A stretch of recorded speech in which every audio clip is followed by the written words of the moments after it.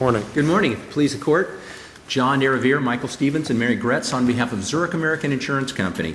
I would like to reserve 2 minutes for my rebuttal. Very good.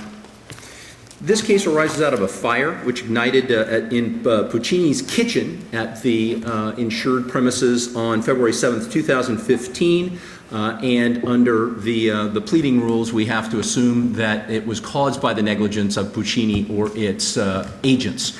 The insurer is Zurich for the landlord. Drexel paid over $2.1 million to repair damages to the building, including the premises. The lease in this case very clearly demonstrates that Zurich did not insure Puccini's personal property. There's no issue about that. Puccini was required by the lease to have insurance on its own personal property. But there's no claim involving personal property here. No, there is not. This is for the damages to the building in general. And the issue, bottom line is, under Kennerson, Cape, and this court's decision in lieu, can Zurich subrogate, or did this lease impliedly prevent that subrogation? And I mean, the big enchilada, I mean, just to jump to it, seems to be the lease requires the tenant to pay at least a big part of the insurance for the premises. Absolutely. As do for the landlord's insurance policy. Absolutely. I mean, it seems to me there'd be good aspects to having law that said you're not a co-insured unless you're on the lease. Correct. But that's not the law of Florida, right? That is correct. In other words, Florida does say we got to examine the lease on a case-by-case basis. And some of the cases seem to say the big kicker is the tenant required to pay a large part of the landlord's insurance for the building? Mm-hmm. That would seem to indicate that the commercial arrangement was therefore then, hey, landlord, you buy the insurance on the building. You know, it was two commercial entities were making that decision. You know, who's going to buy the insurance? Well, you're going to buy it with my money. But that means, no subrogation. Well, absolutely, except for the fact that this court in lieu has said that specifically that where there is no provision in the lease that exculpates the tenant from its own liability, and that's on page 4 of 5 of the opinion as I've got it.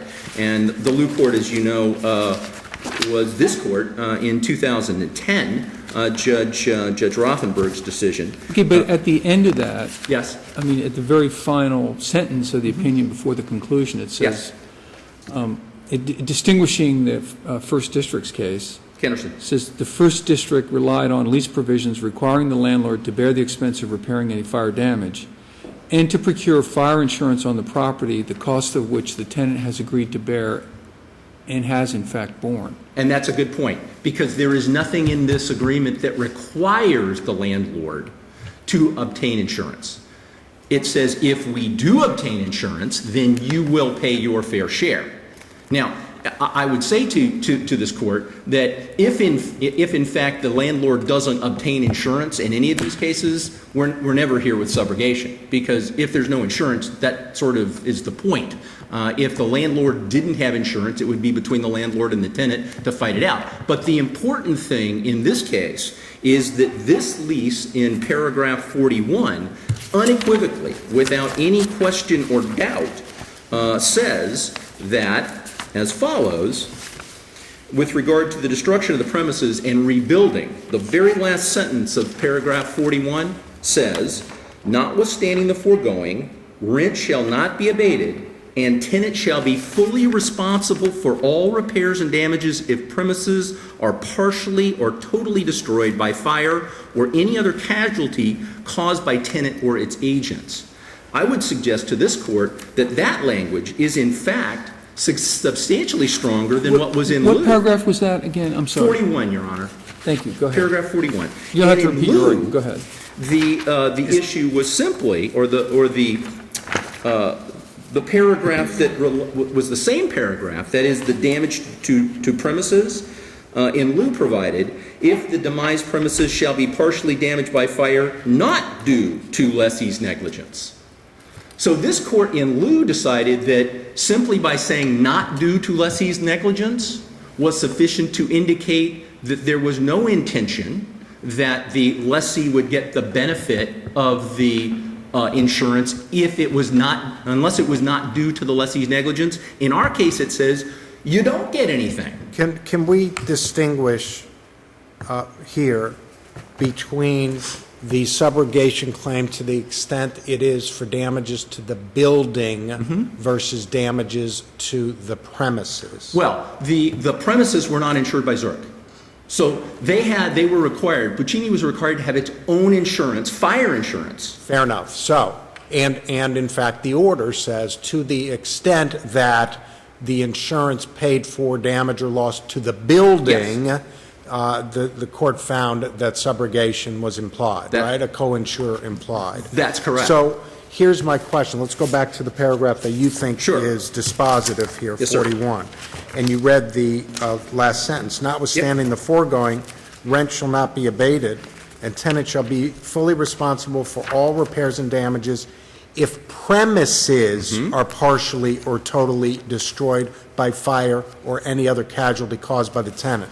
Correct. So there's clearly a distinction throughout this lease between risk of loss to the premises and risk of loss to the building. That paragraph, or the sentence within that paragraph, speaks to loss or responsibility to the premises, does it not? As it did in lieu, precisely. Hold on now. Yes, sir. But because in lieu, were we talking about the distinction between premises and building and risk of loss to one but disregarding the other? We were talking about in lieu, I think, damage to the entire structure. Which was defined as the premises, though.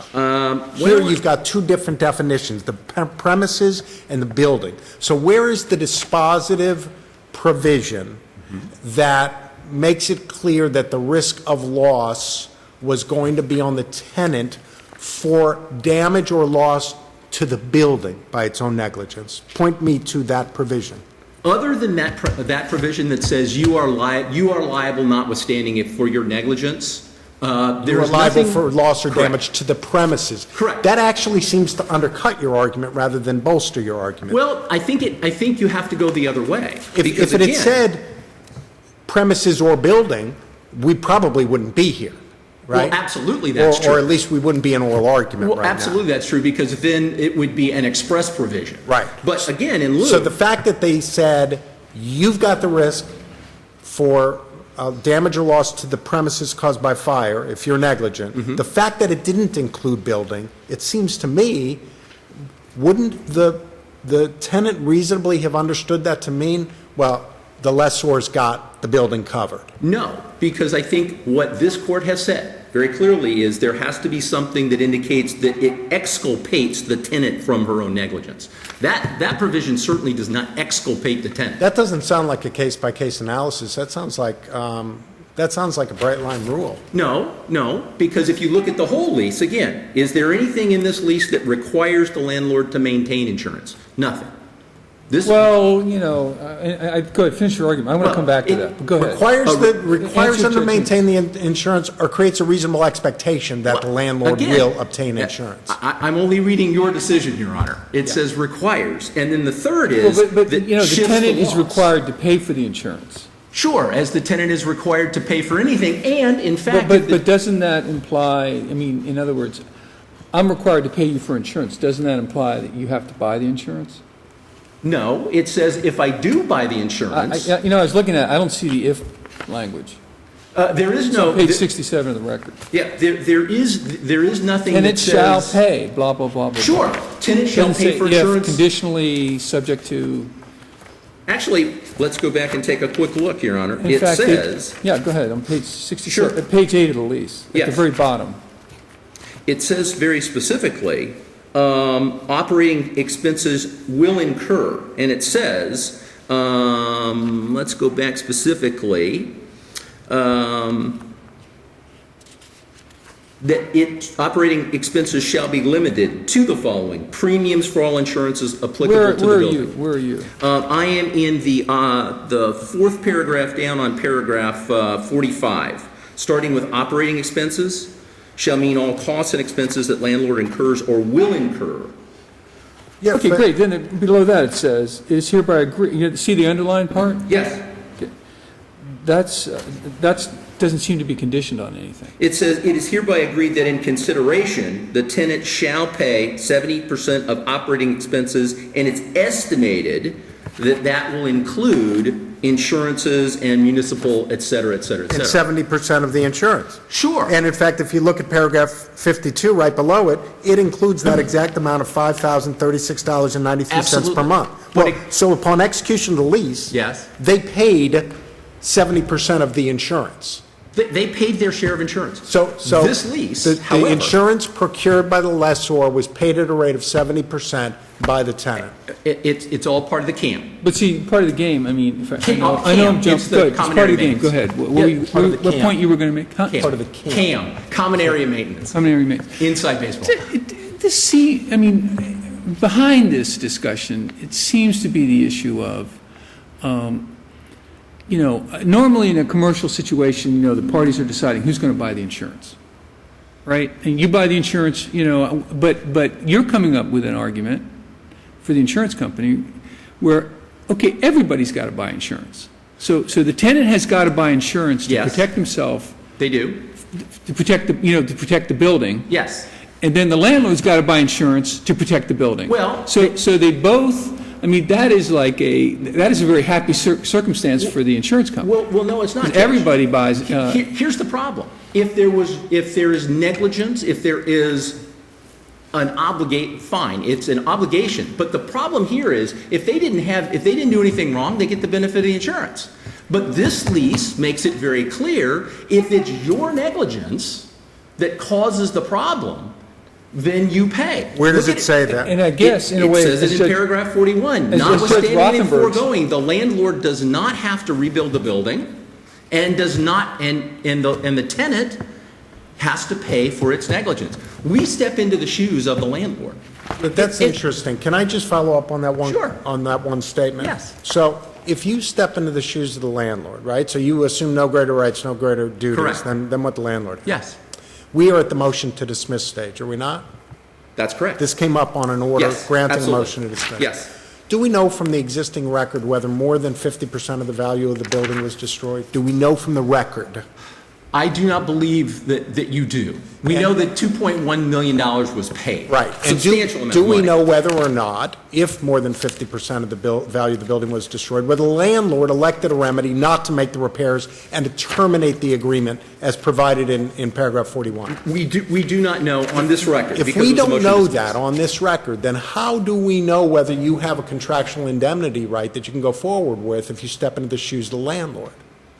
Well, at least at that point, then we should be able to make that record. I don't At a disagree with minimum, that. we should be able to do that. I'm asking, is this whole thing premature in the absence of discovery? Ordinarily, obviously, you look to the lease and the expectations of the parties as described therein, but if you step into the shoes of the landlord and you've got a contractual indemnity claim that we are supposed to be deciding on here. Yes. On a motion to dismiss, it seems like, at least as to that claim, Mm-hmm. it may be premature until the record and discovery has been developed further.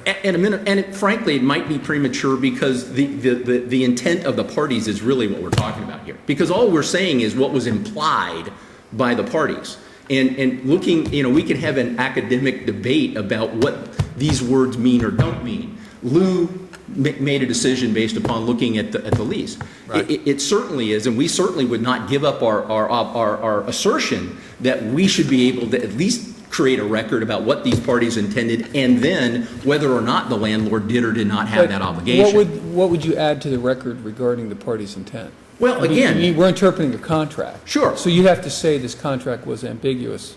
Not- Is the contract ambiguous? I don't think it's ambiguous under Lou, because again. Then what record could you make? If I go back to the risk of loss, well, we could make the record about whether the landlord did or did not have an obligation to rebuild. If the landlord had no obligation to rebuild at all, then we may have a different animal we're talking about here. Can I ask you one question about paragraph 26? Sure. And your interpretation of it? Yes, sir. So this talks about the tenant's obligation to procure insurance, yes? Yes, sir. And it says that the tenant shall procure a fire/windstorm/property insurance with extended coverage endorsement on tenant's fixtures, equipment, furnishings, and other contents of the premises. Yes. Yes? That's correct. Do CGL. do you think that the clause on tenants, fixtures, equipment, furnishings, and other contents of the premises modifies the entirety of the preceding language, fire/windstorm property insurance with extended coverage endorsement? Well, I mean, clearly they are supposed to have fire coverage and extended coverage on everything for the full cost of their furnishing and contents, and CGL coverage. Right. Sufficient to protect against liability for anything happening in or around the premises. So where in there where in that paragraph does it indicate that the tenant has any obligation to procure fire insurance for the building? Well, if you take a look at 42 and risk of loss, Yes. tenant shall be solely liable for any damage to tenant's property that may occur from water or from the bursting or leaking of pipes or from waste in or about the premises or from any act of negligence of any co-tenant, co-occupant in the building or any person within the premises or from fire or act of God from any other cause, notwithstanding in the event of the landlord's gross negligence, the landlord shall be liable. So Again, basically, that's limited to the tenant's property, though. and it also says that they are supposed to keep their premises in good condition, just like in lieu, and they can't do anything that will affect or damage the rest of the premises. Yeah, but all of the cases that talk about those general provisions, and of course, the more Sure. specific provisions are going to prevail over the general. But again, this goes back to what we talked about earlier, which is, here's a provision that talks about either insurance or damage or hold harmless, that distinguishes between the premises of the tenant and the building owned by the landlord. It does not say anything about the building in paragraph 42. Can I in just this ask, law. from your perspective, Yes, ma'am. counsel, paragraph 25, what does this sentence mean, the last sentence? Tenant expressly waives the right to make any claim against the landlord or seek recovery of any damages from the landlord or its insurance company arising out of any loss or incident for which the tenant should have maintained its own insurance. Clearly, the tenant is self-insured for everything that is the tenant's property. The tenant is self-insured. Now, it That doesn't doesn't say that apply- the landlord is self-insured. Is mutuality required? No, absolutely not. No, positively. I can agree that you're going to hold me harmless for everything that you do for me, and I don't have to do anything for you. That's a arm's length transaction. Where does the lease say that the tenant is going to hold the landlord harmless or vice versa? Well, actually, the lease does provide that the tenant shall hold the landlord harmless, and it says tenant indemnifies and saves landlord harmless from any claim for which tenant was insurable at the end of paragraph 26. So what does that mean? Well, anything that the tenant should have been insured for, the landlord is held harmless for. Basically, that's another way of saying the tenant cannot make a claim against the landlord.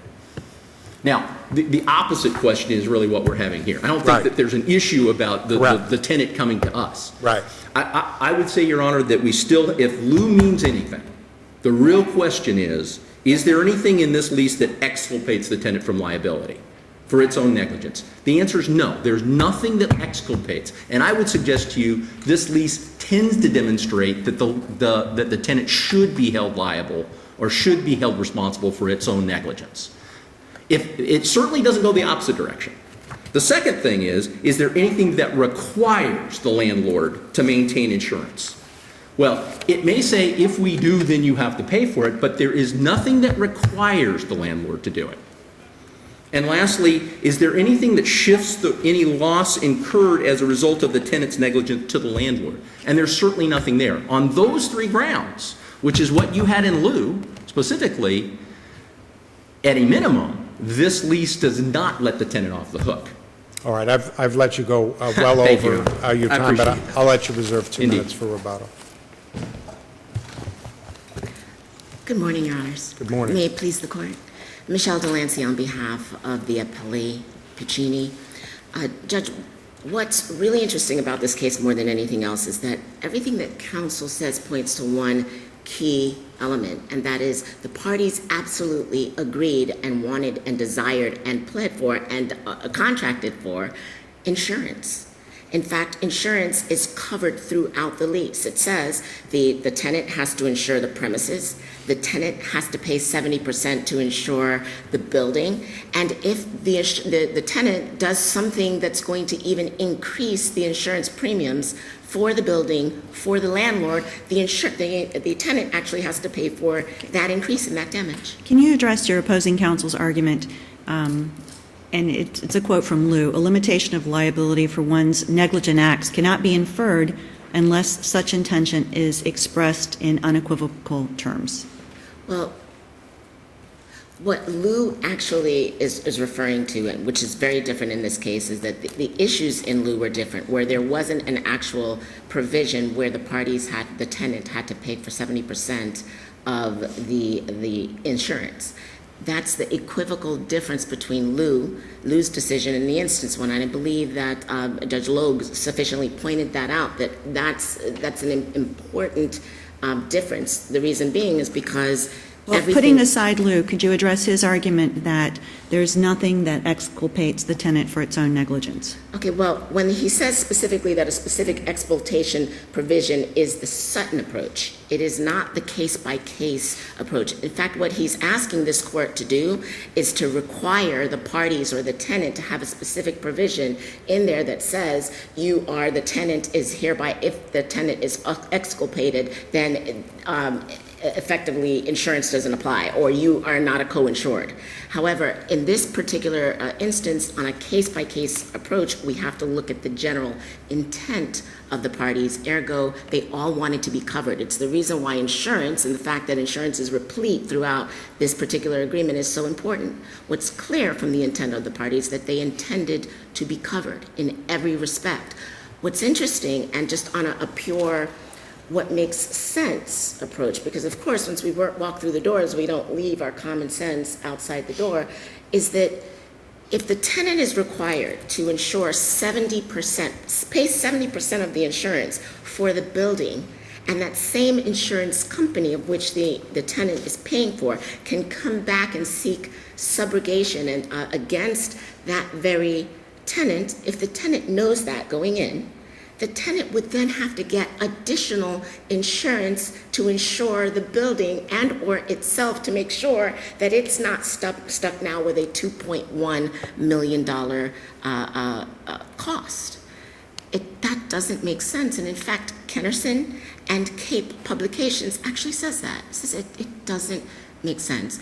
The reason why it's replete of insurance coverage. Well, those are good public policy arguments, but of course what we're talking about is what are the reasonable expectations of the parties based upon the express language that we have here. That's and so correct. Your position is, well, why would a tenant reasonably expect it has to go out and get its own additional fire coverage for the building when it's already paying 70% of the exact same insurance being procured by the landlord on the building?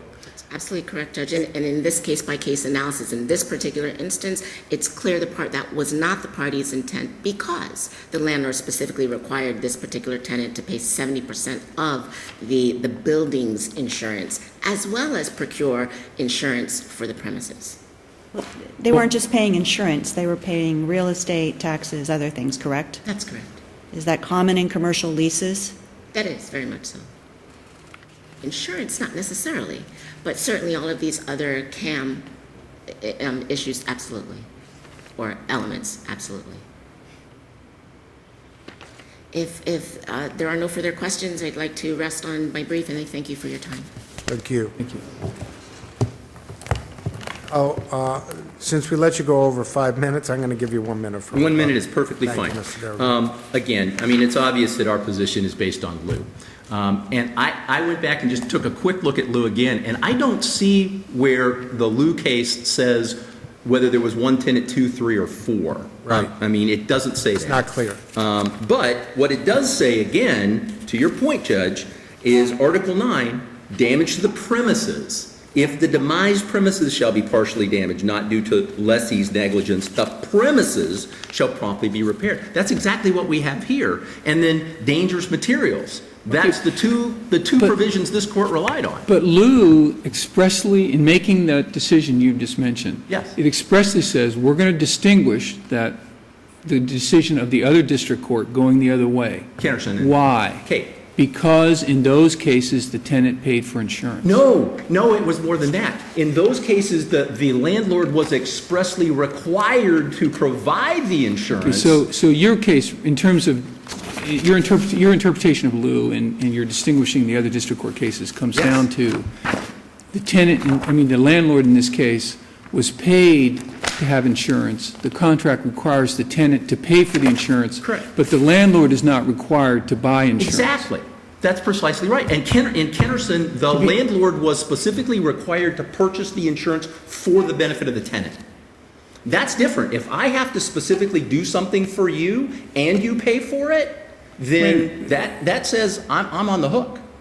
And Thank you. in Cape, basically it was the very same result.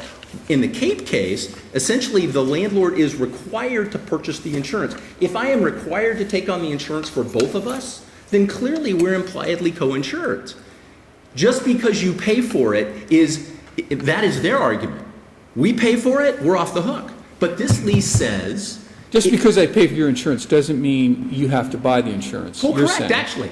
Absolutely. And then beyond that... That's a little bit of a reach, it seems to me. But beyond that, it says, and you're off the hook as long as you don't do anything wrong. But if you do something wrong, you got to pay.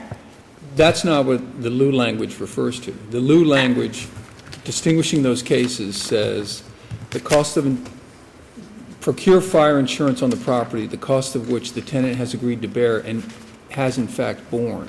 Correct. And Lou says, and in those circumstances, that's a completely different animal. That seems to me what we have here.